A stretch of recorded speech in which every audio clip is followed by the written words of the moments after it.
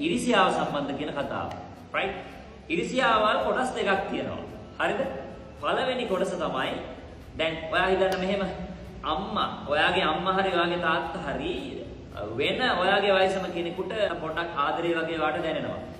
තව සමහර වෙලාවට ඔයාගේ සහෝදරයා තව වෙන කෙනෙකුට ඔයාට වඩා පොඩ්ඩක් ආදරේ කියලා දැනෙනවා, පොඩ්ඩක් උදව් කරනවා වගේ දැනෙනවා. එතකොට ඔයාට ඉරිසියා හිතෙනවා.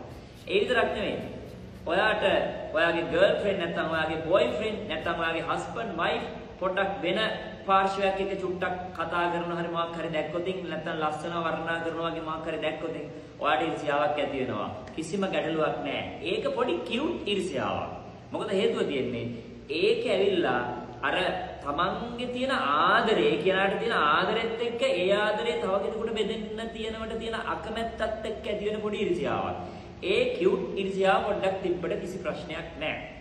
අංක 2 බරපතල ඉරිසියාව ගැන තමයි මේ කතා කරන්න හදන්නේ. මේක නම් ඇවිල්ලා තනිකර විස බීජයක් තරම්ම භයානකයි. මොකද්ද මේ ඉරිසියාව? ඒ තමයි තව කෙනෙක් Tamanට වඩා පොඩ්ඩක් උඩින් ඉන්නකොට දරා ගන්න බැරි ඉරිසියාව. ඊට පස්සේ තව කෙනෙක් Tamanට වඩා ලස්සන වෙනකොට දරා ගන්න බැරි ඉරිසියාව. Tamanට වඩා හොඳ වාහනයක් ගන්නකොට දරා ගන්න බැරි ඉරිසියාව. ගයක් තියනකොට තියෙන ඉරිසියාව. මේ ඉරිසියාව තමයි බරපතල ඉරිසියාව.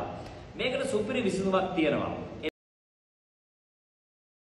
ඔය බරපතල ඉරිසියාව. මොකද ඇත්තටම කියනවා මේ ඉරිසියාව තියෙනකොට ජීවත් වෙන්නත් හරි අමාරුයි. මොකද මේක හැමෝටම තියෙන දෙයක්. දැන් ඒ කියන්නේ මේක හැමෝටම ඉරිසියාව තියෙනවා. හැබැයි මේ ෆිල්ටර් එක දාගත්තු අයට මේ ඉරිසියාව එන්නේ නැහැ. හරි. බලමු මොකද්ද මේ ෆිල්ටර් එක කියලා. දැන් ඔයා හිතන්නකෝ මෙහෙම. දැන් ඔය Tamanට වඩා කෙනෙක් ඉගෙන ගන්න එකට, දක්ෂ වෙන එකට, ලස්සන වෙන එකට, දෙයක් Tamanට වඩා තියෙන එකට ඇති වෙන ඉරිසියාව ඒක Tamanගේ නොදැනුවත්කමත් එක්ක එන කේස් එකක්. එතකොට අපි Tamanට වඩා ලස්සන කෙනෙක් ඉන්නවන මේ විශ්වයේ අමුතු රහසක් තියෙනවා. ඒ රහස තමයි දැන් අපි ලස්සන දෙයකට අකමැති වෙනකොට අපිව ලස්සන වෙන එක නතර වෙනවා. ඒ වගේම තමයි අපි ලස්සන දෙයකට ආස වෙනකොට ඒක අගය කරනකොට අපිව තව තවත් ලස්සන වෙනවා. මේක විශ්වයේ තියෙන රහසක්. මේක ආයි කිසි කෙනෙකුට අභියෝග කරන්න බෑ නැහැ කියලා. හරිද? ඊට පස්සේ අපි තව කෙනෙක්ගේ ධනයට යාන වාහන වලට නිඳා කරනකොට ඊර්ෂ්‍යා කරනකොට අපෙන් ඒ දේවල් දුරස් වෙනවා. කවුරු හරි මිනිසෙක් එහෙම ලස්සනට ඉන්නකොට අපි ඒක හිතින් හිතන්න ඕනේ කොච්චර ෂෝයිද නියමයි තව හරියන්න ඕනේ එහෙම හිතන්න ඕනේ. අන්න ඒක තමයි ෆිල්ටර් එක. එතකොට අපේ හදවත තුල අර ඊර්ෂ්‍යාව කියන කොල්ඩ එක සම්පූර්ණම ෆිල්ටර් එක හරහා නැති වෙලා යනවා. නැති වෙලා ගිහින් ඉවර වෙලා අපිටත් අර දේවල් ජීවිතේට එන්න පටන් ගන්නවා. ඒක තමයි ඇත්ත කතාව. ඒක නිසා අද ඉඳලා පටන් ගන්න Tamanට වඩා යම් දෙයක් තව ෆිල්ටර් එකට අග්ගාලා දාගන්න. මොකද්ද ෆිල්ටර් එක? අනේ කොච්චර හොඳයිද?